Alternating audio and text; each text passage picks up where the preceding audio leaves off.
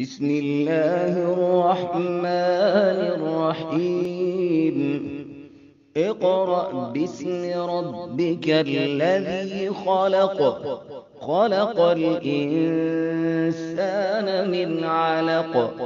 اقرأ وربك الأكرم الذي علم بالقلم علم الإنسان ما لم يعلم كلا إن الإنسان ليطغى أن رآه استغنى إن إلى ربك الرجعى أرأيت الذي ينهى عبدا إذا صلى أرأيت إن كان على الهدى أو أمر بالتقوى أرأيت إن كذب وتولى